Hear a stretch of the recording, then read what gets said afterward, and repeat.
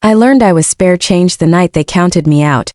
The smell of sage and roasting turkey should have softened everything, should have been a promise, but that evening the kitchen scent folded over a conversation that cut clean through me. I was walking toward the spare room when the study door sat ajar like a trap. Voices leaked through the crack. My father's low and precise, naming me as if I were inventory. She's finished. She isn't worth a penny. Then my brother's voice, small, apologetic. For a beat I thought I'd misheard.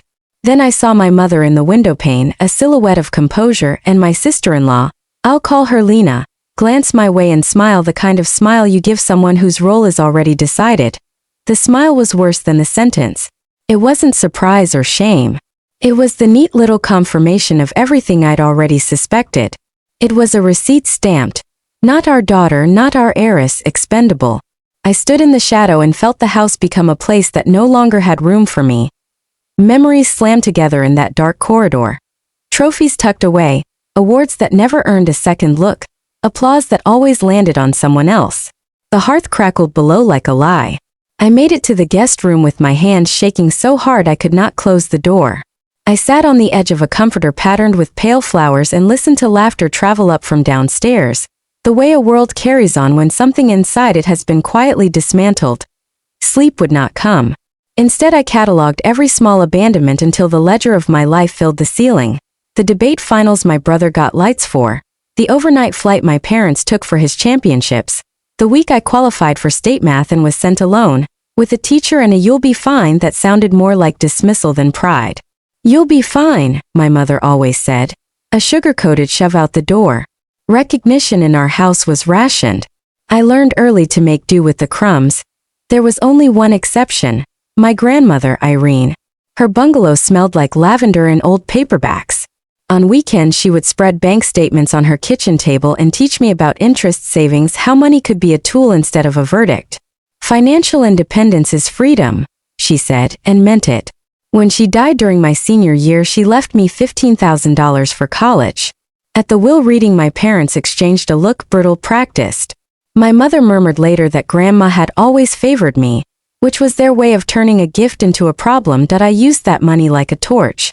Northwestern swallowed tuition and textbooks, but it also gave me anonymity, the delicious, terrifying kind where no one cared about the family name and I could be judged only on the work I turned in and the accounts I balanced. I worked library hours, tutored calculus for extra cash, learned the particular dignity of counting every dollar twice because I wanted to, not because I had to. At home, my brother Oliver picked USC and a shiny life. My parents paid for everything. Housing, a car, dinners that smelled of success. I pieced my way through school with scholarships and jobs, proud of the margins I sketched out around my life. After graduation, I moved to Chicago, weaved myself into a consulting job, bought secondhand furniture I stripped and refinished. That apartment in Lincoln Park, 700 square feet, was mine. I built my life brick by brick. But building didn't erase obligation. For 7 years, as a quiet, steady ritual, I wired $500 to a family account every month. I told myself it was duty, a tether I tied to the family who'd raised me, proof I belonged. The construction business sputtered, they said. Temporary slowdown. I believed it because belief was cheaper than conflict. When the transfers continued long after the company recovered, I told myself I was supporting them out of loyalty. Tonight, listening to my father count me out in a dim room, I finally saw what those wires had been fueling. A machine that pretended to love me while quietly extracting my worth. I should have kept my feet from the study door. I didn't. When I stepped back and she, Lena, turned toward me with that same thin smile, I felt my insides hollow. I went upstairs and opened the small, meticulous folders I'd carried with me across the country. Bank statements, confirmations, scanned receipts, everything. At first I told myself I was only distracting my mind. But the numbers began to narrate, $500 month after month, for nearly 7 years, $42,000.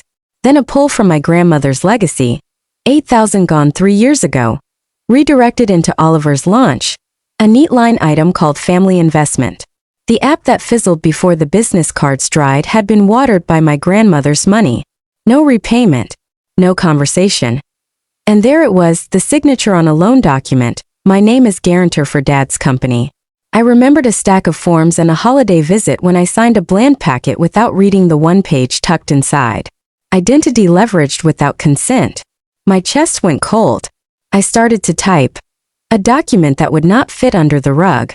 I cataloged every transfer, every scholarship I'd fought for alone, every dinner where my news evaporated while Oliver's plans were amplified. 7 pages. Not for them. For me. Proof to withstand their denials. Dawn found me with coffee and folders arranged like place cards. I set the table, 4 mugs, 4 seats, and the truth between them.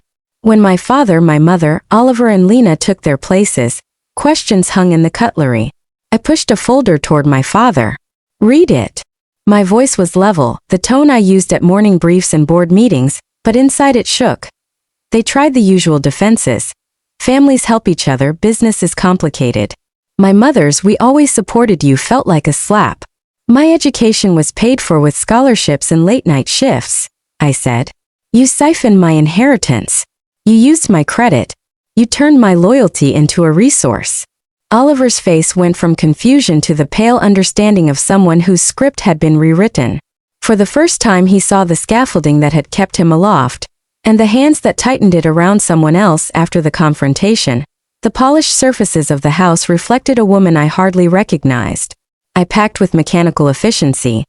Clothes, laptop, the brass key Grandma Irene had given me, the one that fit no lock anymore but felt like a talisman. Before I left, I canceled the transfers, froze the accounts, placed fraud alerts, and called my firm's legal team to report the unauthorized guarantees.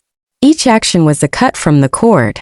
I booked a flight to Boston, took a senior role that recognized my work, not my lineage, on the plane.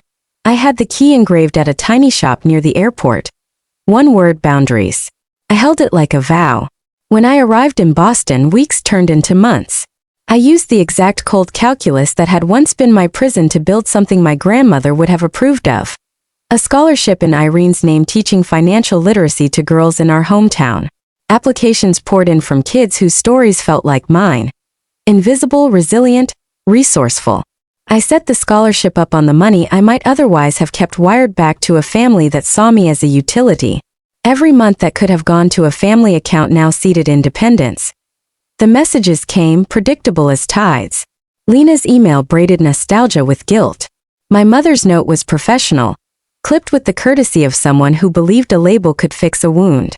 Oliver's voicemail was different, hushed, honest, finally adult. I don't know how to stand without the scaffolding, he said. It wasn't a plea. It was a confession.